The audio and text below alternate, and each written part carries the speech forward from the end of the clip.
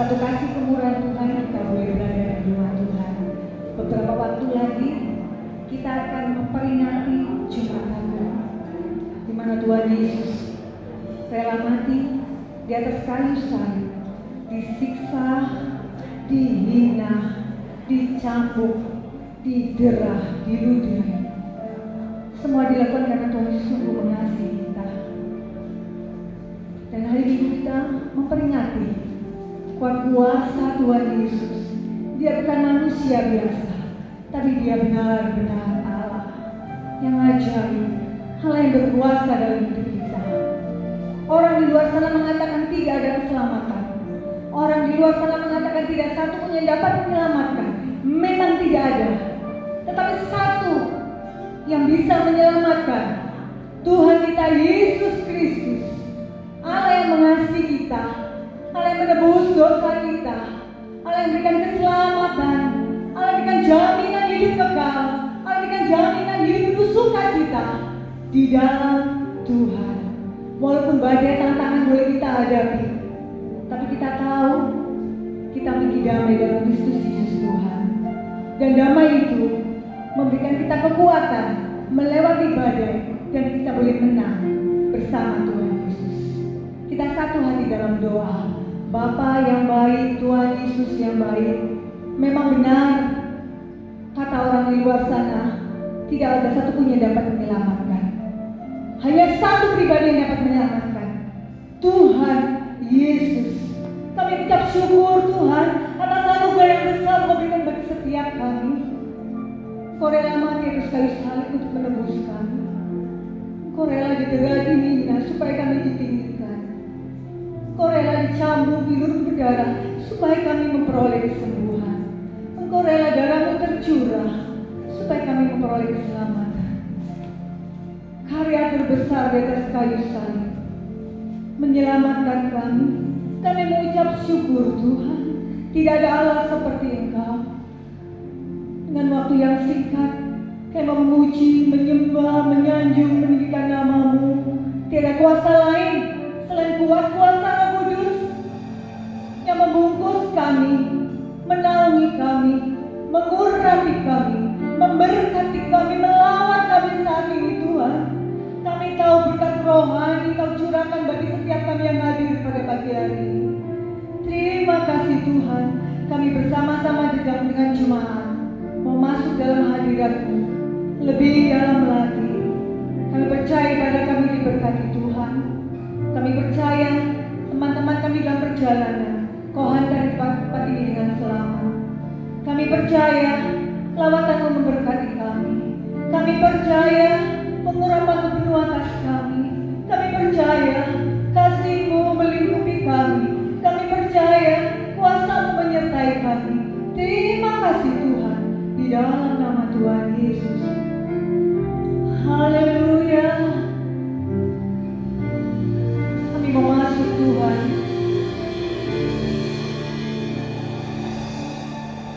Masuk ruang Maha Kudus dengan darah anak domba. Haleluya.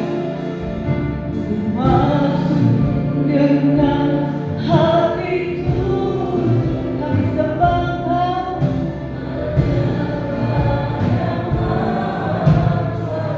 Sekali lagi masuk ruang Maha Kudus dengan darah yang kudus dan darah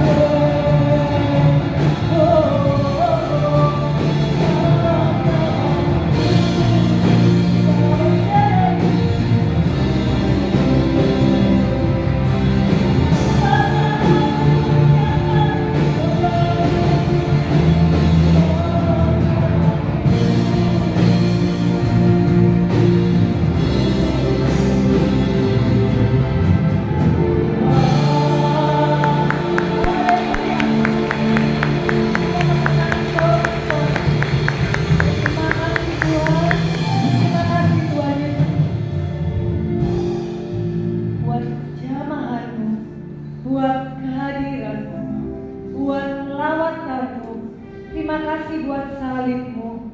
Terima kasih buat darah yang tercurah kami diselamatkan. Terima kasih buat biru-biru berdarah. Kau menyediakan kesembuhan bagi setiap kami. Jaminan keselamatan, jaminan kesembuhan, jaminan disertai Tuhan, jaminan dicukupkan oleh Tuhan, jaminan ada damai sejahtera. Terima kasih Tuhan. Oh kami rindu Tuhan Yesus lebih lagi bersorak-sorai bagi nama-Mu. Di dalam nama Tuhan Yesus kita berikan tepuk tangan sorak-sorai. Kita saling berdiri, katakan orang-orang Tuhan. Haleluya. Sepenuhnya di depan kita punya Tuhan Yesus.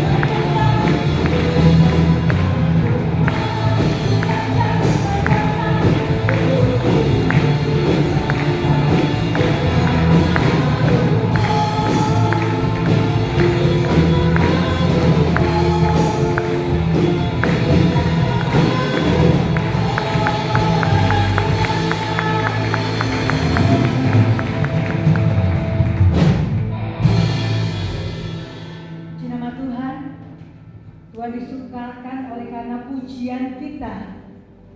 Dia bertata atas pujian kita, dan Tuhan Yesus bersuka dengan segenap hati, jiwa, kekuatan kita.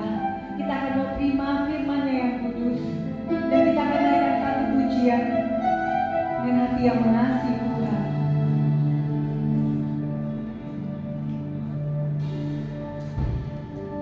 Haleluya.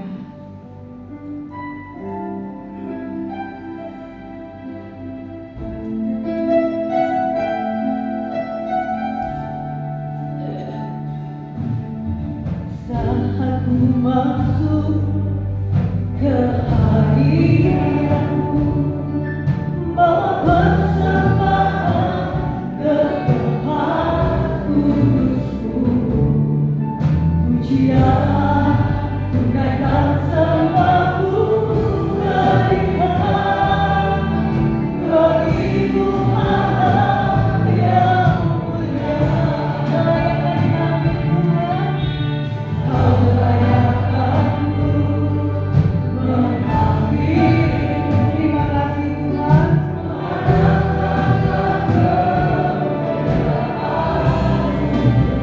Haleluya. Pujian tunaikan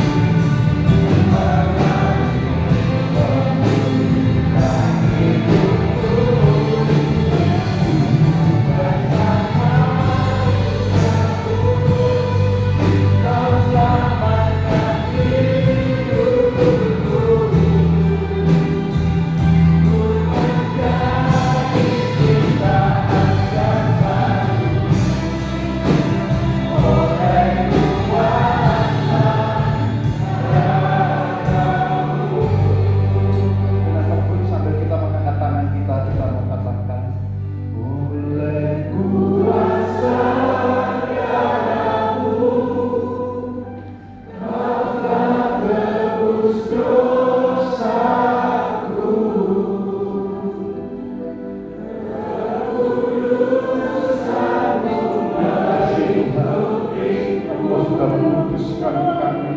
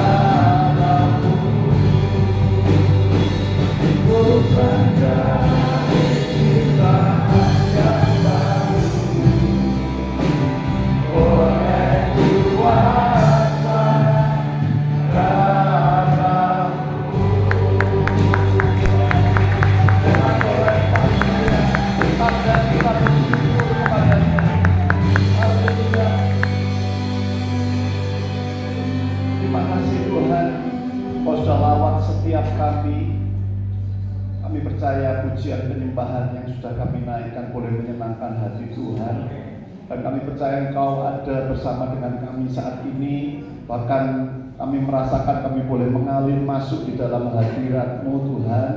Kekudusan-Mu melingkupi setiap kami. Karya-Mu yang sungguh ajaib, sungguh besar, itu sudah kami rasakan bersama Tuhan, yaitu keselamatan sudah Kau berikan untuk setiap kami. Tiba saatnya Tuhan kami mau dengar kebenaran firman Tuhan. Biarlah Tuhan, kami juga percaya selain pengudusan, begitu juga pengurapan Tuhan, hikmat Tuhan itu ada bersama dengan kami. Terima kasih Tuhan, berikan kami pengertian lebih dalam lagi, dan Engkau yang berbicara atas setiap kami lewat hamba-Mu yang terbatas. Tuhan tolong sehingga apa yang hamba sampaikan benar-benar datang daripada Tuhan. Terpujilah nama-Mu, di dalam nama Tuhan Yesus kami sudah alaskan doa dan ucapan syukur kami. Amin. Silakan kembali. Shalom. Puji nama Tuhan. Bapak Ibu Saudara sekalian dikasih Tuhan, minggu-minggu ini kita akan eh, merayakan begitu ya.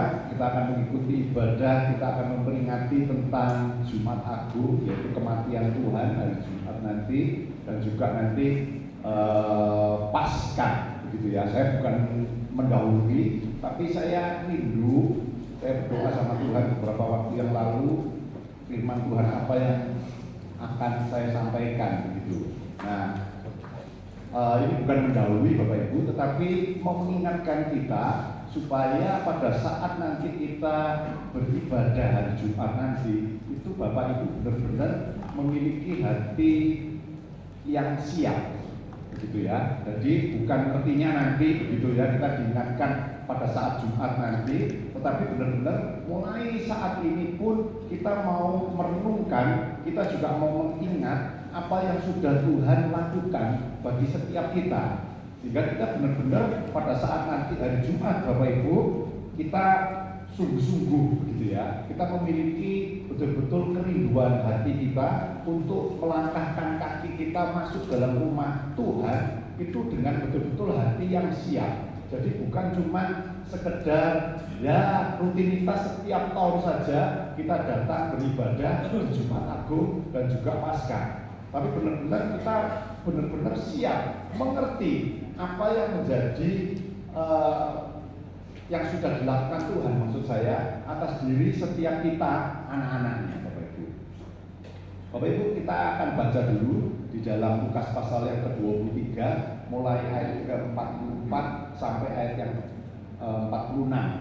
Ya Bapak Ibu, siapkan. Saya akan bacakan. Ketika itu hari sudah kira-kira jam 12. Lalu kegelapan meliputi seluruh daerah itu sampai jam 3. Sebab matahari tidak bersinar dan tabir bait suci terbelah dua. Lalu Tuhan Yesus berseru dengan suara nyaring, "Ya Bapa, ke dalam tangan-Mu kuserahkan nyawaku." Dan sesudah berkata demikian, Ia menyerahkan nyawanya. Nah, ini Bapak Ibu. Jadi ini peristiwa yang nanti kita akan peringati hari Jumat. Saya ingin ingatkan Bapak Ibu peristiwa ini mulai dengan saat ini, sehingga nanti kita benar-benar siap begitu ya, sehingga kita bisa terima sesuatu dari Tuhan. Makna Jumat Agung itu kita bisa rasakan bersama. Jadi darahnya ini tercurah untuk kita. Ini bukan sesuatu yang murahan Bapak Ibu, bukan sesuatu yang biasa-biasa saja, tetapi ini adalah sesuatu yang saya katakan sangat luar biasa. Kenapa? Karena mencurahkan darah sampai dengan titik kematian. Saya berharap Bapak Ibu kita sekali lagi siap untuk memperingatinya dengan pengetahuan yang benar, sehingga kita bisa mengikutinya dengan sungguh-sungguh nanti, memiliki hati yang penuh kerinduan, penuh kesiapan begitu. Bapak Ibu, kalau kita lihat nyawa dari makhluk hidup gitu ya, salah satunya adalah pada darah, saya katakan ya, ada pada darah gitu. Jadi kalau manusia atau makhluk hidup itu darahnya berkurang, atau darahnya, apalagi darahnya sampai tidak ada, itu pasti tidak akan hidup, tidak bisa bernafas. Imamat 17 ayat yang ke-14 dikatakan, karena darah itulah nyawa segala makhluk. Darah ini adalah nyawa segala makhluk. Ini berbicara tentang kehidupan tubuh manusia. Saya soroti yang manusia aja gitu ya. Tanpa darah itu akan mati. Manusia kita bersama Bapak Ibu bersama dengan saya itu sangat bergantung dengan darah. Dikatakan tubuh manusia itu normalnya sekitar 4,5 sampai 6,5 7,5 liter dikatakan. Jadi berapa persen itu dari tubuh, dari berat badan kita? Ya semakin orangnya besar, biasanya darahnya itu semakin banyak dibanding dengan orang yang mungkin kecil tubuhnya begitu. Tapi normalnya sekitar 5 sampai 5,5 liter begitu ya. Itu terdiri dari darah. Kalau itu berkurang Bapak Ibu, tubuh manusia itu bisa lemah, bisa lemes begitu, karena darah ini merupakan sesuatu yang penting, begitu ya, membawa makanan ke seluruh tubuh, khususnya sampai ke otak, begitu. Begitu juga membawa oksigen, begitu ya, ke otak. Kalau darahnya terganggu, biasanya kadang orang itu bisa bahasa gampangnya ngeblank, gitu ya, bisa lupa ingatan dan lain sebagainya. Begitu juga sisa-sisa metabolisme, ini bahasa kedokterannya, gitu ya, itu akan dibawa ke ginjal, begitu ya, untuk dinetralkan setiap racun yang ada di dalam tubuh manusia. Nah, kalau darah ini terganggu, saya katakan, sampai darah kita manusia ini teracuni, itu bahaya. Itu bisa membawa sampai fungsi ginjalnya itu trouble, begitu. Maka dari itu kalau sampai orang itu sakit ginjalnya, itu sangat bahaya, gitu ya. Apalagi sampai gagal ginjal, itu sangat bahaya, sangat bergantung dengan kemampuan mesin, begitu ya. Nah, kalau enggak kita bisa otomatis, gitu. Tapi kalau darahnya ini sirkulasinya terganggu, akhirnya manusia itu akan bergantung dengan mesin. Nah, Bapak Ibu, kalau kita hubungkan dengan arti rohani darah ini berbicara tentang pengorbanan. Ini berbicara tentang penyucian dosa. Ini berbicara tentang pengudusan. Ini sangat berhubungan, sehingga sampai Tuhan Yesus itu mati di atas kayu salib, mencucurkan darahnya, dikatakan seperti itu, sampai habis, sampai meninggal, sampai mati. Nah, kenapa kok sampai kejadiannya seperti itu, begitu ya? Karena darah ini ternyata sangat penting di dalam sebuah kehidupan dari makhluk hidup, sangat penting. Begitu juga saya katakan, kalau Tuhan Yesus memberikan satu bukan teladan ya, maksudnya satu peristiwa yang boleh terjadi yang dialami oleh Tuhan, pasti ada maknanya. Jadi darah ini begitu luar biasanya, itu merupakan nyawa. Begitu juga kuasa dari darah Kristus itu sangat penting bagi manusia. Apakah cuman manusia ini bisa hidup saja? Bukan cuma itu saja. Kalau ini kita hubungkan dengan arti rohani darah Kristus, karena semua manusia dikatakan itu sudah berdosa. Roma 3 ayat yang ke-23. Jadi manusia ini sudah sejak lahir, Bapak Ibu, itu dosa. Bawaannya selalu buruk, bawaannya selalu jelek. Tetapi pada saat manusia itu mau menerima Tuhan Yesus sebagai satu-satunya Tuhan dan Juru Selamat, diperbarui rohnya. Dikatakan manusia itu mempunyai satu kesempatan yang baik, satu kesempatan yang indah untuk nantinya manusia itu bukan cuma hidup di dunia saja penuh dengan sukacita sejahtera itu saja, bukan, tetapi nanti setelah kehidupan di dunia ini manusia itu memperoleh yang namanya jalan keselamatan oleh karena darah Kristus. Jadi ini kalau dihubungkan darah manusia dengan darah Kristus, begitu ya. Jadi di dalam makna supaya kita ini manusia gampang mencernanya, begitu ya. Kita mengumpamakan dengan tubuh kita sendiri ini. Kalau tanpa darah kita tidak bisa hidup. Darah kita bermasalah, entah itu terlalu encer, terlalu kental, terus nanti darah itu tidak bisa membawa misalnya oksigen, tidak bisa membawa sisa metabolisme dari manusia itu, begitu ya. Itu sangat terganggu.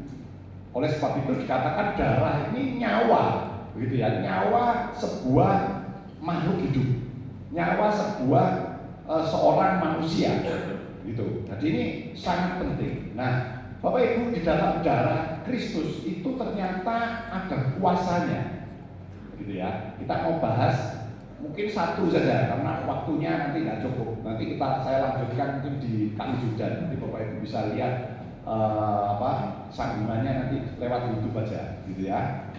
Yang pertama, Bapak Ibu, kuasa darah Kristus itu saya tadi berkali-kali mengatakan lewat ujian juga tadi, mengampuni, berkuasa mengampuni dosa manusia. Ibrani 9 ayat yang ke-22 dikatakan tanpa darah tidak ada pengampunan. Dikatakan. Nanti saya akan berikan contoh Bapak Ibu ya. Tanpa darah itu tidak ada pengampunan. darah tadi saya katakan nyawa sebuah manusia, darah Kristus itu melambangkan pengorbanan, darah Kristus itu membuat manusia itu bisa diselamatkan. Kenapa? Karena manusia yang terima imannya kepada Tuhan Yesus sebagai satu-satunya Tuhan dan Juru Selamat, dia disucikan dosanya, dia dikuduskan dosanya. Wahyu 1 ayat yang ke-9. Dan dari Yesus Kristus saksi yang setia, yang pertama bangkit dari antara orang mati dan yang berkuasa atas raja-raja bumi ini, bagi Dia yang mengasihi kita dan yang telah melepaskan kita dari dosa kita oleh darahnya. Sekali lagi kita harus ingat Bapak Ibu, kita harus sadar, kita harus tahu, kita tidak boleh sombong kalau kita melakukan satu kebenaran atau satu kebaikan, bahwa manusia itu dari awal itu sudah kena kutukan, begitu ya. Manusia itu sudah berdosa sejak lahir, belum mengatakan, belum berkata-kata, belum melakukan sesuatu. Manusia yang baru lahir itu sudah berdosa. Oleh sebab itu perlu penyelamat. Oleh sebab itu perlu Tuhan Yesus, satu-satunya Tuhan yang sanggup untuk menyucikan dosa manusia. Sehingga bayi yang baru lahir tadi, setelah dia sadar, dia tahu tentang kebenaran, dia menerima Tuhan sebagai satu-satunya Tuhan dan Juru Selamat, Tuhan Yesus, akhirnya dia menerima yang namanya pengudusan. Dia akhirnya menerima yang namanya penyucian. Sehingga pada saat dia terima penyucian atau pengudusan itu, dia bisa beroleh yang namanya jalan keselamatan. Jadi ternyata saya katakan pengampunan itu sangat dibutuhkan oleh manusia. Pengampunan itu sangat diperlukan oleh manusia. Seperti halnya orang itu harus makan dan minum. Jadi ini sebuah suatu bukan cuma keperluan saja, tapi betul-betul suatu kebutuhan. Tanpa makan minum orang itu akan lemah dan lama-lama bisa mati, gitu ya. Tanpa darah manusia juga tidak bisa hidup. Darahnya terganggu saja manusia itu bisa terganggu. Begitu juga darah Kristus itu sangat kita butuhkan, sangat kita butuhkan. Saya katakan untuk apa? Untuk kita memperoleh yang namanya pengampunan dan jalan keselamatan. Tanpa pengampunan seseorang tidak dapat berbuat apa-apa, tidak bisa mengalami yang namanya keselamatan. Oleh sebab itu kita perlu imani, kita perlu percaya sungguh-sungguh Bapak Ibu tentang hal ini. Sehingga pada saat kita percaya sungguh-sungguh bahwa keselamatan itu benar-benar ada, begitu ya, kehidupan setelah kita di dalam dunia itu sungguh ada dan itu jauh lebih panjang. Manusia mungkin usianya berapa tahun? Mungkin ada yang 100 lebih, begitu ya. Tetapi setelah manusia itu meninggal, setelah manusia itu mati, ada kehidupan yang kekal, saya katakan. Dan kekalnya ini cuma dua pilihannya. Kalau tidak hukuman, ya keselamatan. Jadi kalau kita ini sungguh-sungguh beriman, percaya, itu benar-benar yang sungguh-sungguh Bapak Ibu. Kalau mengimani sesuatu, mengimani Tuhan, itu yang sungguh-sungguh. Sehingga itu akan sangat berdampak dalam kehidupan kita. Pribadi kita akan terima yang namanya keselamatan.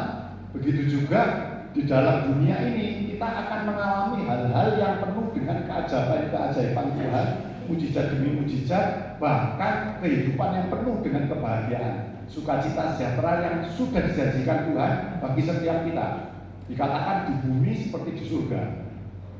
Doa Bapa kami. Dan itu benar-benar bisa terjadi saat kita benar-benar tahu caranya. Kita benar-benar percaya kepada Tuhan Yesus sebagai satu-satunya Tuhan dan Juru Selamat. Bapak Ibu, selain itu kalau kita berbicara tentang keselamatan, tentang darah Tuhan yang berkuasa, ternyata ini ada hubungannya dengan ibadah kita. Jadi ibadah seseorang itu bisa berkenan, bisa tidak. Coba ya kita lihat ya, Ibrani 9 ayat yang ke-14. Betapa lebihnya darah Kristus yang oleh Roh yang kekal telah mempersembahkan dirinya sendiri kepada Allah sebagai persembahan yang tak bercacat, akan menyucikan hati nurani kita dari perbuatan-perbuatan yang sia-sia, supaya apa Bapak Ibu? Kita dapat beribadah kepada Allah yang hidup. Ternyata darah Tuhan, penyucian, pengampunan ini berhubungan erat dengan ibadah kita. Jadi dikatakan ibadah ini bisa berkenan, ternyata bisa tidak. Tidaknya apa? Tidaknya kalau manusia itu belum diperkenan Tuhan, belum diampuni, belum dikuduskan oleh Tuhan. Tetapi kita terima anugerah Bapak Ibu. Kita terima satu mujizat yang sungguh luar biasa. Oleh sebab itu saya membiasakan diri Bapak Ibu di dalam kehidupan saya sendiri sehari-hari. Pada saat saya mengalami masalah, tantangan yang membuat saya ini bete, yang membuat saya ini marah, yang membuat saya ini kecewa, saya selalu ingat bahwa anugerah Tuhan itu luar biasa sudah dicurahkan dalam diri setiap kita. Saya selalu berpikiran seperti itu, sehingga saya kuat hati. Oh, yang besar aja dikasih kok, mosok masalah yang seperti ini aja Tuhan tidak tolong aku. Saya cuma berpikir itu supaya saya kuat lagi, saya pacu lagi iman saya seperti itu. Dengan apa? Dengan mengingat kebaikan Tuhan yang sudah dilakukan bagi setiap kita. Jadi luar biasa lah Bapak Ibu. Kita yang percaya pada saat kita beribadah kepada Allah itu bisa diperkenan, begitu ya. Pada saat dosa kita ini sudah diampuni. Dan saya percaya kekudusan Tuhan itu sudah melingkupi setiap kita. Amin. Kenapa? Karena setiap orang di tempat ini saya percaya punya iman kepada Tuhan Yesus. Amin. Kita semua percaya bahwa Tuhan Yesus itu adalah satu-satunya Tuhan dan Juru Selamat kita. Amin.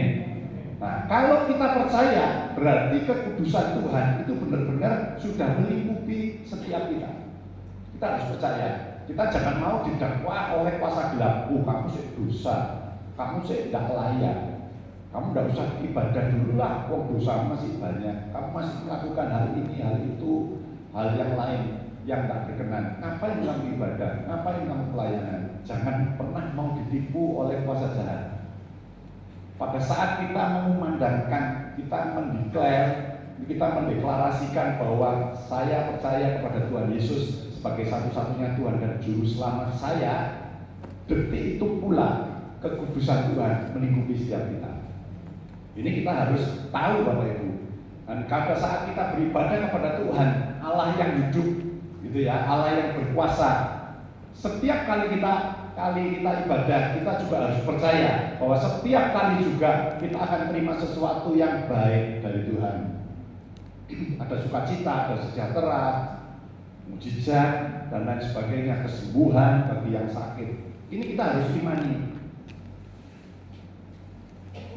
Kita tidak bisa berkenan di hadapan Allah ibadah kita kalau tidak ada darah Kristus. Sebab kenapa? Saya katakan tidak ada pengampunan. Jadi hanya oleh kuasa darah Kristus kita ini beroleh yang namanya pengampunan. Oleh sebab itu kita patut untuk bersyukur melalui darah Kristus ini, darah Kristus yang tercurah, kita dapat beribadah kepada Allah yang hidup. Kalau enggak sia-sia Bapak Ibu, percuma. Kita mungkin mempersiapkan ibadah ini mungkin 3 jam. Ya, persiapan ibadah dan pulang mungkin minimal kurang lebih 3 jam. Akan jadi sia-sia kalau tidak ada Tuhan Yesus. Kita tidak bisa terima apa-apa. Tetapi ternyata 3 jam kita yang kita sudah mulai lakukan tadi pagi, mungkin harus bangun pagi, harus mandi, dan lain sebagainya, gitu ya. Jerih lelah kita tidak akan sia-sia. Oleh karena pengorbanan Tuhan Yesus sudah di atas kayu salib melalui darahnya. Jadi oleh pengampunan dosa kita ternyata dapat berhubungan langsung dengan Allah lewat doa-doa kita. Doa-doa kita pasti tidak terhalang oleh karena kesalahan manusia kita.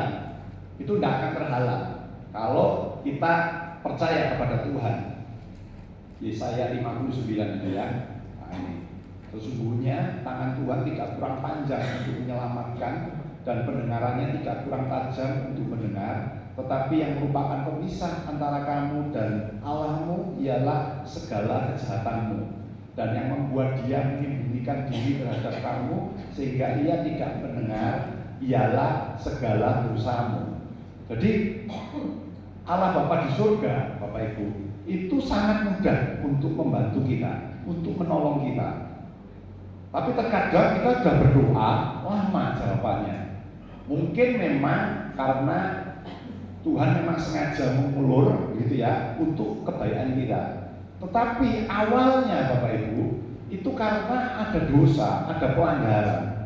Tetapi kita percaya bahwa doa kita itu tidak pernah mental di hadapan Tuhan, tidak pernah balik. Kenapa? Karena Tuhan sudah lihat kita adalah orang-orang yang kudus. Karena kita sudah percaya Tuhan Yesus yang sudah menyelamatkan kita, sehingga kekudusan Tuhan itu melingkupi setiap kita. Sekali lagi Bapak Ibu, jangan pernah kita mau dituduh begitu oleh kuasa jahat bahwa kita ini masih berdosa, engkau manusia berdosa, sehingga doamu tidak dijawab dan lain sebagainya. Sehingga Tuhan itu pilih kasih sama kamu dan lain sebagainya. Bukan Bapak Ibu. Tadi pagi Bapak Ibu, setelah saya bangun pagi, saya sempat berolahraga sebentar. Saya renungkan firman Tuhan, saya persiapkan firman Tuhan ini. Tiba-tiba Tuhan ingatkan Bapak Ibu bahwa cara beribadah kita saat ini itu sudah sangat dimudahkan oleh Tuhan.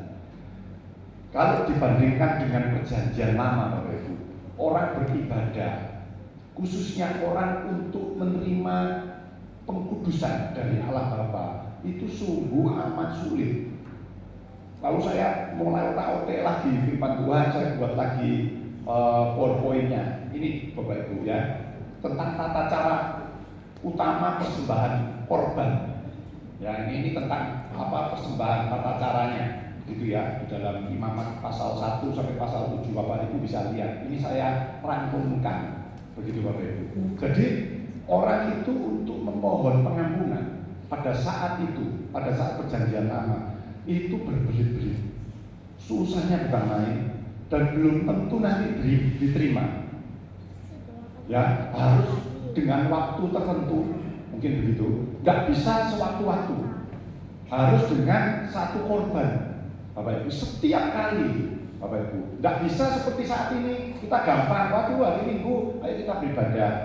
Nanti mungkin setiap hari, kita mau berdoa sama Tuhan dengan mudah. Dulu nggak bisa, dulu sangat sulit. Banyak peraturan, banyak syarat-syarat khusus yang harus dipenuhi. Dan kalau syarat itu salah, syarat itu tidak betul, disuruh ulang. Nah, waktunya tidak bisa. Misalnya cuma hari ini jam 7 pagi sampai jam 8. Salah ternyata korban persembahannya. Mungkin begitu. Harus bawa lembu, tapi dia cuma bawa burung tekukur misalnya. Salah. Ya sudah, tak beli dulu, nanti siang mau datang lagi. Nggak bisa seperti itu Bapak Ibu.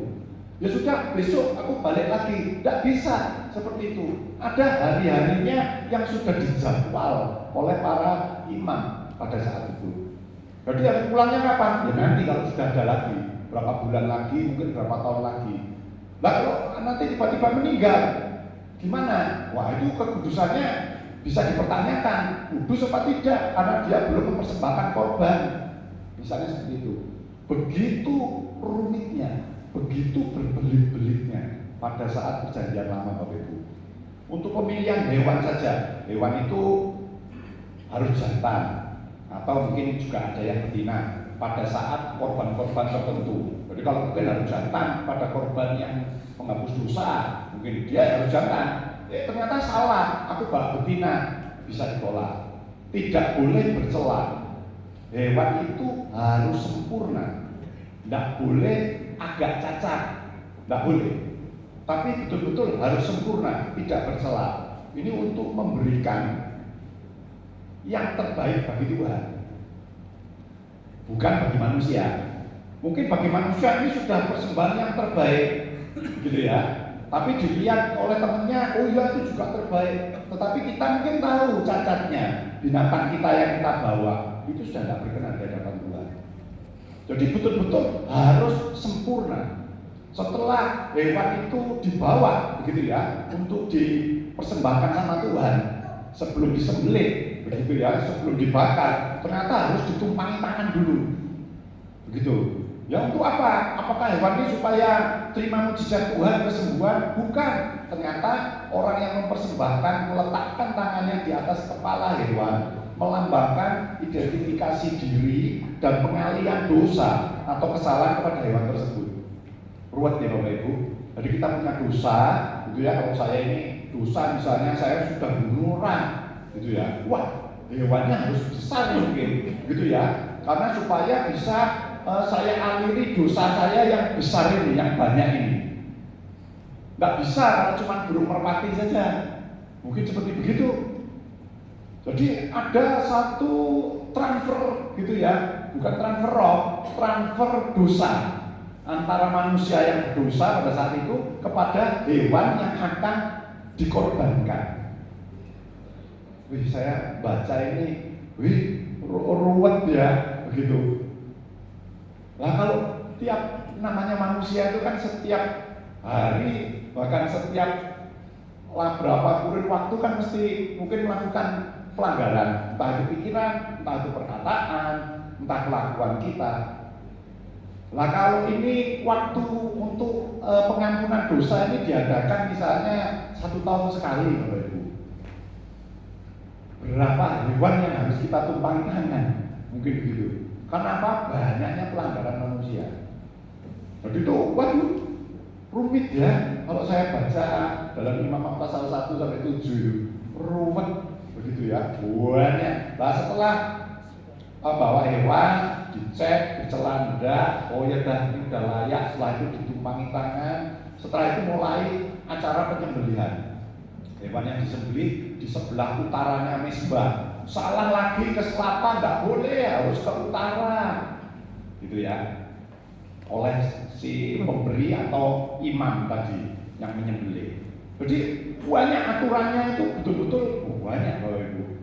Kalau Bapak Ibu mau lebih rumit lagi daripada yang saya terangkan, baca aja di Muhammad 1 sampai 7 itu. Ya, banyak itu beralaman gitu. Ini saya simpulkan gitu. Setelah disembelih ada penanganan darah. Darahnya ini harus ditangani secara khusus. Gak boleh semari sembelih sudah gitu. Enggak. Ya, imam itu mempercikkan darah di sekeliling mezbah korban bakaran untuk mengadakan pendamaian. Nah, ini sudah salah satu puncak, begitu ya. Jadi sudah diimpartasikan begitu ya dosanya. Setelah itu disembelih, darahnya diciprat-cipratkan ke mezbah korban bakaran untuk mengadakan pendamaian antara orang itu dengan Allah. Nah, seperti itu. Ini ada aturannya, ada stepnya, Bapak Ibu, step by step, nggak bisa dilangkai begitu. Jadi betul-betul harus teratur, harus di utaranya, nggak boleh di selatan, gitu. Nah, oke, penyembelihan terus penanganan darah. Lanjut lagi, mulai baru hewan tadi setelah disembelih, darahnya dicipratkan untuk pendamaian. Jadi bukan simbol Bapak Ibu, tapi benar-benar itu yang harus dilakukan dan benar-benar itu baru terjadi, begitu. Baru diperdamaikan dengan alat Bapa.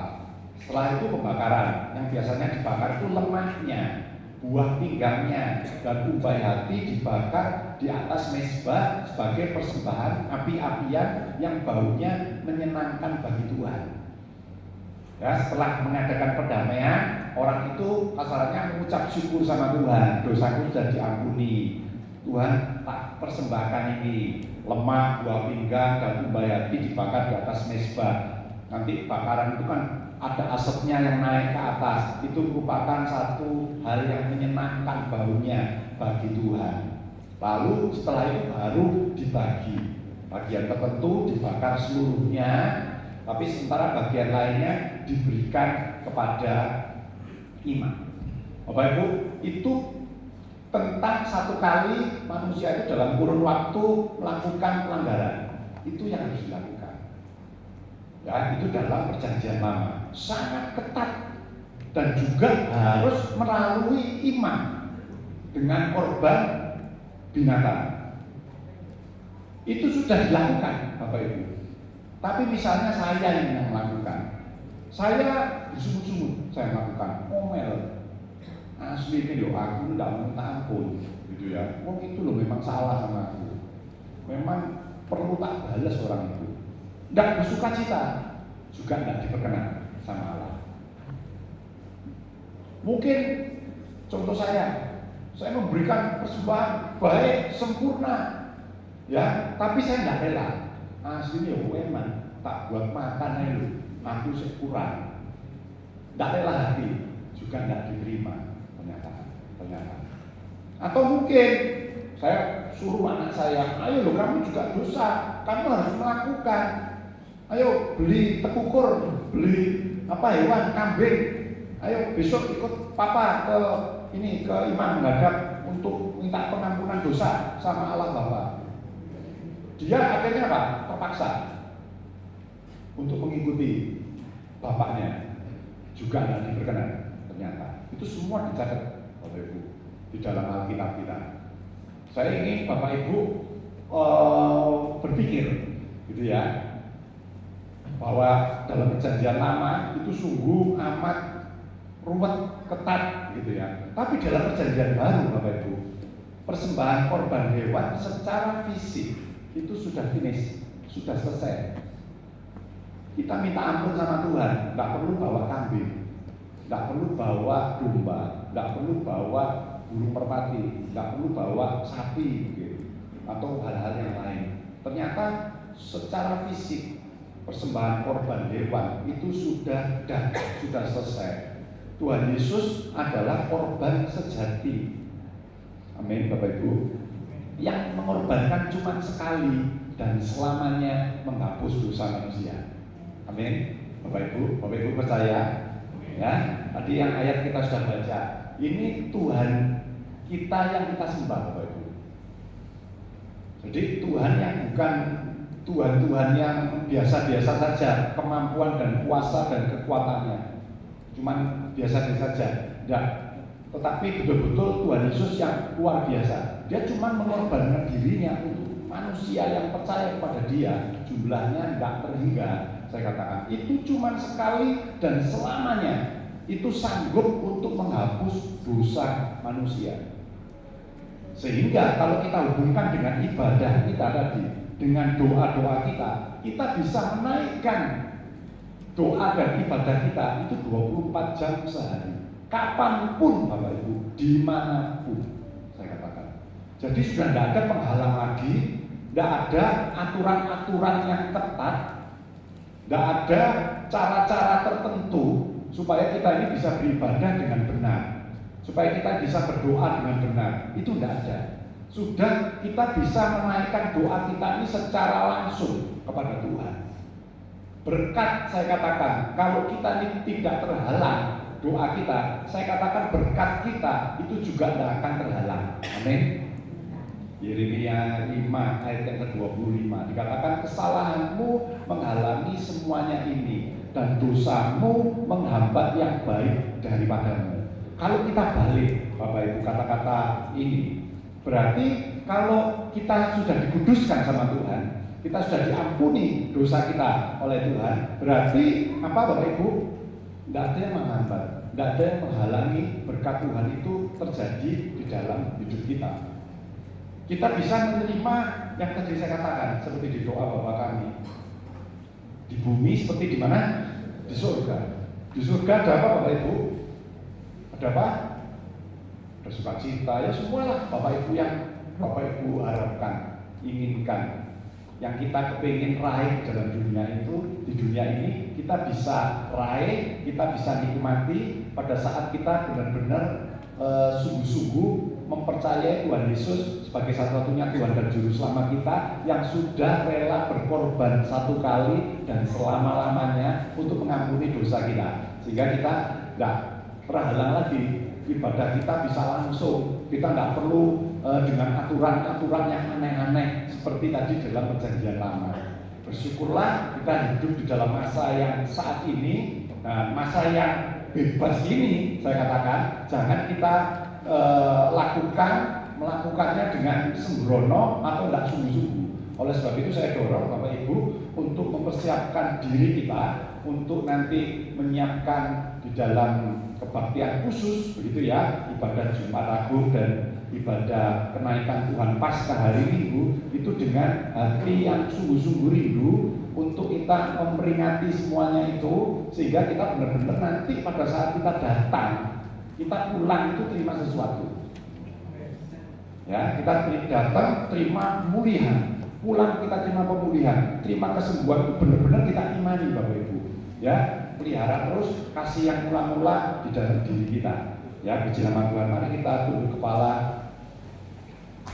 Kami bersyukur Tuhan pada pagi hari ini kami boleh Tuhan ingatkan, Tuhan perbarui roh dan jiwa kami, hati kami, untuk kami benar-benar merindukan, memperingati Jumat Agung nanti Tuhan. Biarlah hati kami benar-benar siap Tuhan, sehingga kami boleh menerima sesuatu daripada Engkau, karena Engkau sudah lebih dahulu mengampuni setiap dosa kami lewat darah-Mu. Engkau sudah mengampuni setiap kami, sehingga kami beroleh jalan keselamatan, kehidupan yang kekal nantinya Tuhan. Terima kasih, biarlah Tuhan meteraikan setiap firman Tuhan di dalam diri kami, hidup kami, dan kami melalui kuasa Roh Kudus-Mu, kami boleh melakukan, kami boleh mengingat-ingat akan kebenaran firman-Mu di dalam hidup kami. Kami percaya setiap kami yang hadir, Tuhan sudah berkati kami.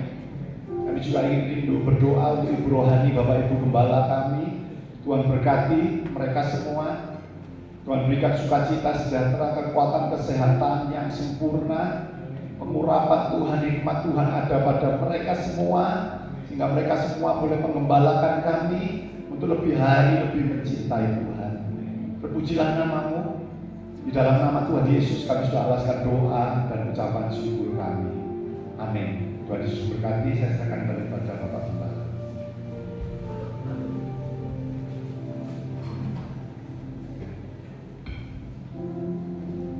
Terima kasih. Ya, terima kasih pada Pak Edi yang sudah melayani.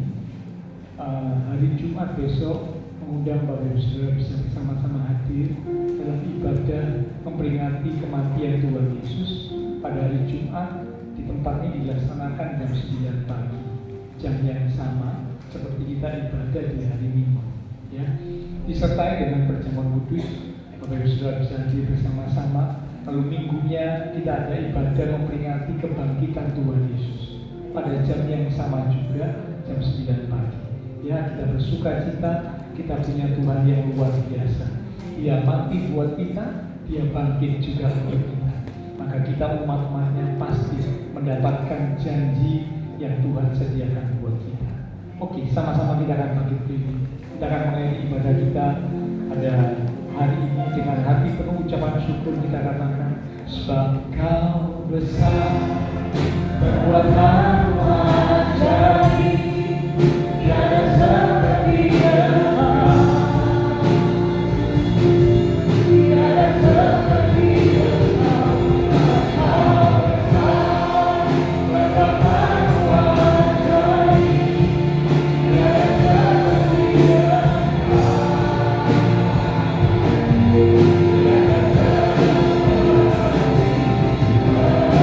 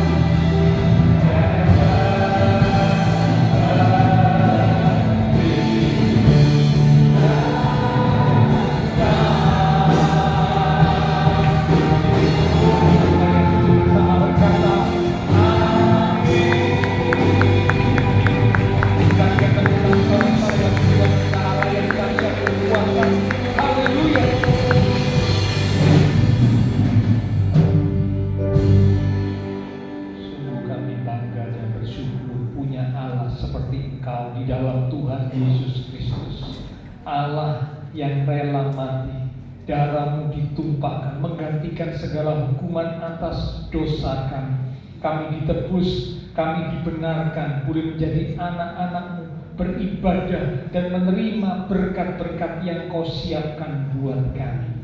Betapa kami beruntung menjadi umat-umat-Mu ya Tuhan.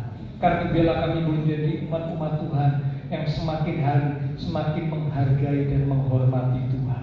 Saat kami datang beribadah, saat kami menjalani kehidupan kami belajar untuk lebih lagi mengasihi Tuhan, lebih lagi menghormati Tuhan.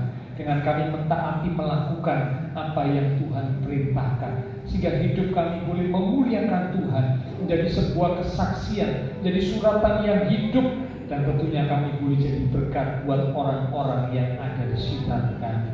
Terima kasih Tuhan Yesus. Kami percaya semua kami umat Tuhan yang hadir diberkati Tuhan.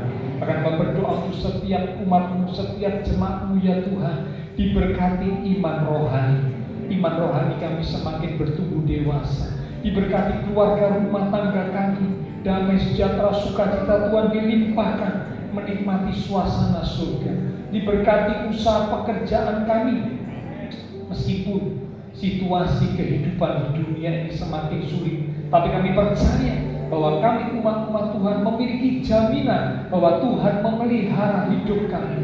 Tuhan menyediakan masa depan yang cerah, masa depan yang indah, karena Engkau Allah yang sanggup melakukan segala perkara. Diberkati di dalam studi sekolah, diberikan hikmat akal budi, diberkati di dalam kesehatan kami, sehingga dengan tubuh yang sehat kami boleh melayani Tuhan, memuliakan Tuhan, dan melakukan aktivitas kami.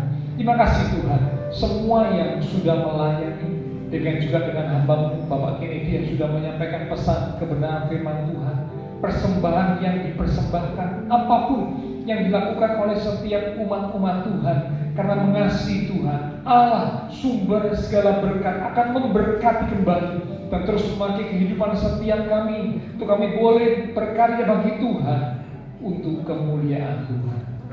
Kami berdoa memberkati bangsa negara kami Indonesia, pemimpin-pemimpin bangsa kami, kota kami Surabaya, dan juga tetangga lingkungan sekitar gereja Tuhan.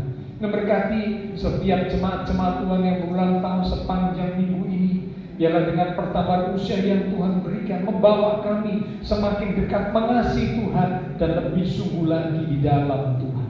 Berkati ibadah-ibadah yang akan diselenggarakan oleh semua gereja Tuhan di seluruh muka bumi, memperingati kematian Tuhan Yesus, memperingati kebangkitan Tuhan Yesus. Bila kami umat-umat Tuhan boleh dengan penuh syukur, sukacita, bergairah, bersemangat untuk kami datang kepada Tuhan, beribadah, memuji, bersyukur, dan memuliakan Tuhan yang luar biasa. Terima kasih Tuhan. Setelah selesai ibadah hari ini, kami akan berpisah satu dengan yang lain, kembali ke aktivitas kami, kembali ke keluarga rumah tangga kami. Biarlah segala berkat, anugerah, damai, sukacita yang melimpah dari Allah Bapa Surgawi, kasih Tuhan Yesus Kristus, persekutuan dengan kuasa Roh Kudus akan terus memimpin menuntun langkah kehidupan setiap kita. Itu terus menyertai kita sekalian mulai pagi ini sampai Maranatha Tuhan Yesus datang kembali. Di dalam nama Tuhan Yesus Kristus, semua yang percaya diberkati Tuhan. Mari bersama dengan iman kita berkata amin. Sampai berjumpa di ibadah